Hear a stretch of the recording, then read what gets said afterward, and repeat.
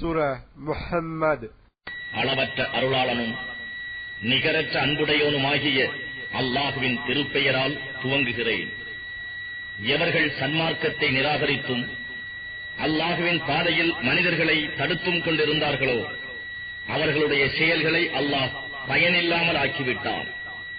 ஆனால் எவர்கள் நம்பிக்கை கொண்டு சாலிகான நற்கர்மங்கள் செய்து முஹம்மதின் மீது இறக்கி அருளப்பட்ட வேதத்தின் மீது இது அவர்களுடைய ரப்பிடம் இருந்து வந்துள்ள உண்மையாக இருக்கிறது என்று நம்பிக்கை கொள்கிறார்களோ அவர்களுடைய தீமைகளை அவர்களை விட்டும் போக்கி அவர்களுடைய நிலையையும் சீராக்குகின்றான். இது ஏனெனில் நிராகரிப்போர் அசத்தியத்தை நிச்சயமாக பின்பற்றுகிறார்கள். நம்பிக்கை கொண்டவர்களோ நிச்சயமாக தங்களுடைய ரப்பிடம் இருந்து வந்துள்ளதையே உறுதியாக பின்பற்றுகிறார்கள்.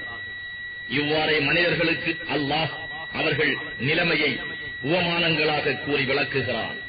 மூமீன்களே, வலிந்து உங்களுடன் போரிட வரும் நிராகரிப்பவர்களை நீங்கள் போரில் சந்திப்பீர்களாயின் அவர்களுடைய கழுத்துகளை வெட்டுங்கள். கடும் போர் செய்து நீங்கள் அவர்களை வென்றுவிட்டால் அவர்களுடைய கட்டுகளை பலப்படுத்தி விடுங்கள்.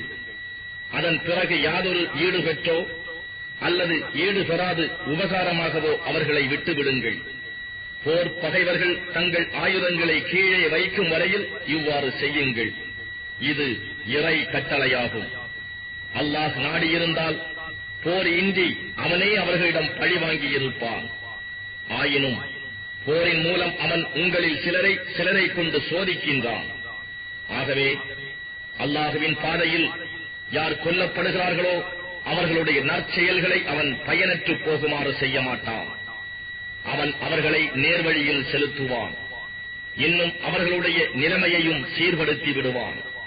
மேலும் அவன் அவர்களுக்கு அறிவித்திருந்த சொர்க்கத்தில் அவர்களை பிரவேசிக்கச் செய்வான். ஈமான் கொண்டவர்களே, நீங்கள் அல்லாஹுவுக்கு உதவி செய்தால் அவன் உங்களுக்கு உதவி செய்து உங்கள் பாதங்களையும் உறுதியாக்கி வைப்பான். அன்றியும் எவர்கள் நிராகரிக்கின்றார்களோ அவர்களுக்கு கேடுதான். அவர்களுடைய செயல்களை அவன் பயனற்றவையாகவும் ஆக்கிவிடுவான். ஏனெனில் அல்லாஹ் இறக்கிய வேதத்தை திட்டமாகவே அவர்கள் வெறுத்தார்கள். ஆகவே அவர்களுடைய செயல்களை அவன் பயனற்றவையாக ஆக்கிவிட்டான். அவர்கள் பூமியில் பிரயாணம் செய்து இவர்களுக்கு முன் இருந்தவர்களின் முடிவு எப்படி இருந்தது என்பதை பார்க்கவில்லையா? அல்லாஹ் அவர்களை அடியோடு அழித்து விட்டான். நிராகரிப்பவர்களுக்கும் இவை போன்றவை முடிவுகள்தான் உண்டு. இது ஏனெனில் அல்லாஹ் நம்பிக்கை கொண்டவர்களுக்கு பாதுகாவலனாக இருக்கிறான். அன்றியும் நிராகரிப்பவர்களுக்கு பாதுகாவலர் எவரும் இல்லை என்பதனாலேயாம். நிச்சயமாக அல்லாஹ் எவர்கள் ஈமான் கொண்டு சாலிகான நல்ல அமல்கள் செய்கிறார்களோ அவர்களை சொர்க்கங்களில் பிரவேசிக்கச் செய்கிறார். அவற்றின் கீழே ஆறுகள் ஓடிக்கொண்டிருக்கும். ஆனால் நிராகரிப்பவர்களோ இவ்வுலக சுகங்களை அனுபவித்துக் கொண்டும் மிருகங்கள் தீனி தின்பதைப் போல் தின்று கொண்டும் இருக்கிறார்கள். நரக நெருப்பே இவர்கள் தங்குமிடமாக இருக்கும். மேலும் நபியே, உம்முடைய ஊரை விட்டு உம்மை வெளியேற்றியவர்களை விட எத்தனையோ ஊரார்கள் மிக்க பலமுடையவர்களாக இருந்தார்கள். அவர்கள் பாவத்தின் காரணமாக அவர்களை நாம் அழித்து விட்டோம். ஆகவே அவர்களுக்கு உதவி செய்வோர் எவரும் இருக்கவில்லை. எனவே எவர் தம் இறைவனின் தெளிவான பாதையில் இருக்கிறாரோ அவர், எவனுடைய செயலின் தீமை அவனுக்கு அழகாக காண்பிக்கப்பட்டுள்ளதோ, இன்னும் எவர்கள் தம் மனோ இச்சைகளை பின்பற்றுகின்றார்களோ அத்தகையோருக்கு ஒப்பாவாரா? பயபக்தி உடையவர்களுக்கு வாக்களிக்கப்பட்டுள்ள சொர்க்கத்தின் உதாரணமாவது, அதில் மாறுபடாத தெளிந்த நீரை கொண்ட ஆறுகளும் தன் சுவை மாறாத பாலாறுகளும் அருந்துவோருக்கு இன்பமளிக்கும் மதுரச ஆறுகளும் தெளிவான தேன் ஆறுகளும் இருக்கின்றன. இன்னும் அதில் அவர்களுக்கு எல்லா விதமான கனி வகைகளும் தங்கள் இறைவனின் மன்னிப்பும் உண்டு. இத்தகையோர் நரகத்தில் என்றென்றுமே தங்கியிருந்து கொதிக்கும் நீர் புகட்டப்பட்டு அதனால் குடல்களெல்லாம் துண்டு துண்டாகிவிடுமோ அவனுக்கு ஒப்பாவாரா? இன்னும் அவர்களில் உம்மை செவி மடுப்பவர்களும் இருக்கின்றனர். ஆனால் அவர்கள் உம்மை விட்டு வெளியேறியதும் எவர்களுக்கு வேத ஞானம் அருளப் பெற்றதோ அவர்களை பார்த்து அவர் சற்று முன் என்ன கூறினார் என்று பரிகாசமாக கேட்கின்றனர். இத்தகையோரின் இதயங்களின் மீது அல்லாஹ் முத்திரையிட்டு விட்டார். மேலும் இவர்கள் தங்கள் மனோ இச்சைகளையே பின்பற்றுகின்றனர். மேலும் எவர்கள் நேர்வழியில் செல்கிறார்களோ அவர்களுடைய நேர்வழியை இன்னும் அதிகப்படுத்தி அவர்களுக்கு பயபக்தியை இறைவன் அளிக்கின்றான். எனவே இவர்கள் தங்கள்வால் திடுகூறாக தீர்ப்புக்கு உரிய அவ்வேளை வருவதை அன்றி வேறு எதனையும் எதிர்பார்க்கின்றனரா? அதன் அடையாளங்கள் திட்டமாக வந்துவிட்டன. ஆகவே அது அவர்களிடம் வந்துவிட்டால் அவர்களுக்கு நினைவூட்டும் நல்லுபதேசம் எவ்வாறு பயனளிக்கும்?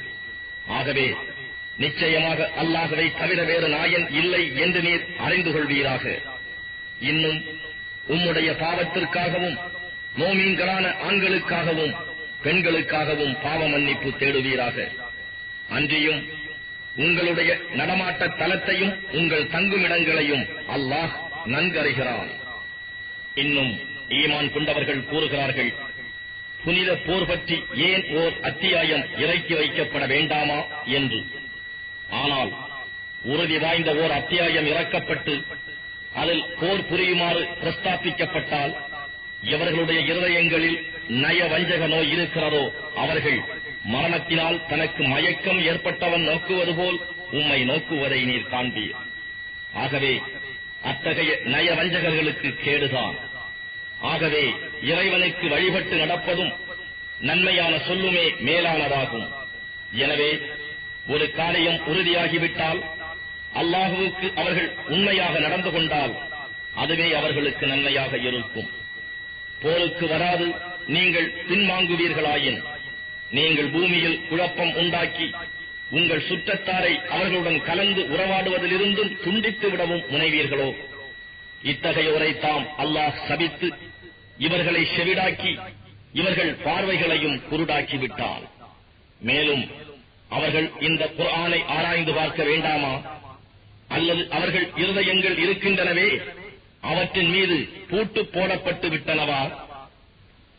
நிச்சயமாக எவர்கள் நேர்வழி இன்னதென்று அவர்களுக்கு தெளிவாக்கப்பட்ட பின் தம் முதுகுகளை திருப்பிக் கொண்டு போகிறார்களோ அவ்வாறு போவதை ஷைத்தான் அழகாக்கி அவர்களுடைய தவறான எண்ணங்களையும் அவர்களுக்கு பெருக்கிவிட்டான். இது ஏனெனில் அவர்கள் எதை அல்லாஹ் இறக்கி வைக்கிறானோ அதை வெறுப்பவர்களிடம் நாங்கள் சில காரியங்களில் உங்களையே பின்பற்றி நடப்போம் என்று கூறியதனாலேயாம். ஆனால் அல்லாஹ் அவர்களுடைய இரகசியங்களை அறிகிறான். ஆகவே அவர்களுடைய முகங்களிலும் அவர்களுடைய முதுகுகளிலும் அடித்து உயிர்களை கைப்பற்றும் மலக்குகள் அவர்களை மரணமடையச் செய்யும் போது அவர்கள் நிலைமை எப்படி இருக்கும்? இது ஏனெனில் நிச்சயமாக இவர்கள் அல்லாஹுவுக்கு கோபமூட்டுவதையே பின்பற்றி அவனுடைய திருப்தியை வெறுத்தலைதான். ஆகவே அவர்களுடைய செய்கைகளை அவன் பயனில்லாதவையாக ஆக்கிவிட்டான்.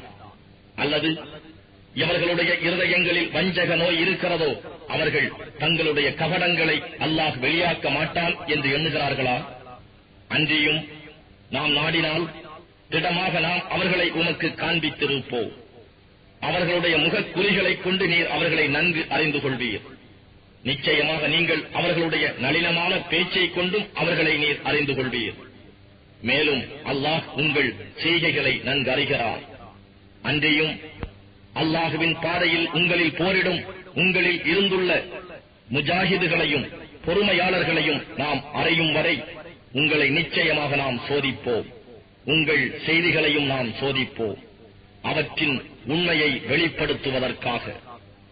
நிச்சயமாக நிராகரிப்பவர்கள் பிறரை அல்லாஹுவின் பாதையை விட்டு தடுத்தும் நேர்வழி தங்களுக்கு தெளிவான பிறகு நம் தூதரை எதிர்த்து முரண்பட்டுக் கொண்டும் இருக்கின்றனரோ அவர்கள் அல்லாஹுவுக்கு எவ்வித இடர்பாடும் செய்துவிட முடியாது. அன்றியும் அவர்களுடைய செய்கைகளை அவன் பயனற்றவையாக்கியும் விடுவான். ஈமான் கொண்டவர்களே, நீங்கள் அல்லாஹுவுக்கு வழிபடுங்கள், இன்னும் இத்தூதருக்கும் வழிபடுங்கள். உங்கள் செயல்களை நீங்கள் பாழாக்கி விடாதீர்கள். நிச்சயமாக எவர்கள் நிராகரித்துக் கொண்டும் மக்களை அல்லாஹுவின் பாதையை விட்டு தடுத்துக் கொண்டும் பின்னர் நிராகரிப்பவர்களாக இருக்கும் நிலையிலேயே இறந்தும் விடுகிறார்களோ இத்தகையவர்களை அல்லாஹ் மன்னிக்க மாட்டான். மூமீன்களே, போரில் நீங்கள் தளர்ச்சி அடைந்து தைரியம் இழந்து சமாதானத்தை கோராதீர்கள். ஏனென்றால் நீங்கள் தாம் மேலோங்குபவர்கள். அல்லாஹ் உங்களுடனேயே இருக்கின்றான். மேலும் அவன் உங்கள் நற்செய்கைகளை உங்களுக்கு ஒருபோதும் குறைத்து விடமாட்டான். திடமாக இவ்வுலக வாழ்க்கை வீண் விளையாட்டாகவும் வேடிக்கையாகவும் இருக்கிறது. ஆனால் நீங்கள் ஈமான் கொண்டு பயபக்தி உடையவர்களாயிருந்தால் அவன் உங்களுடைய கூலிகளை உங்களுக்கு அளிப்பான். அன்றியும் உங்களிடம் உங்களுடைய பொருள்களை அவன் கேட்கவில்லை. அவன் உங்களிடம் அவற்றை கேட்டு வற்புறுத்தினாலும் நீங்கள் கஞ்சத்தனம் செய்வீர்கள். பற்று பாசம் போன்ற உங்கள் உள்ள கிடக்கைகளையும் அவன் வெளிப்படுத்தி விடுவான். அறிந்து கொள்க, அல்லாஹ்வின் பாதையில் செலவு செய்யுமாறு அழைக்கப்படும் கூட்டத்தினர் நீங்கள். ஆனால் உங்களில் கஞ்சத்தனம் உடையோரும் இருக்கிறார்கள். ஆனால் எவன் கஞ்சத்தனம் செய்கிறானோ அவன் தன் ஆத்மாவுக்கே கஞ்சத்தனம் செய்கிறான். அல்லாஹ் எவ்வித தேவையும் அற்றவன். நீங்கள் தேவை உடையவர்களாக இருக்கின்றீர்கள். எனவே சத்தியத்தை நீங்கள் புறக்கணிப்பீர்களாயின் உங்கள் அல்லாத வேறு ஒரு சமூகத்தாரை அவன் பதிலாக கொண்டு வருவான். பின்னர் உங்களைப் போன்று அவர்கள் இருக்க மாட்டார்கள்.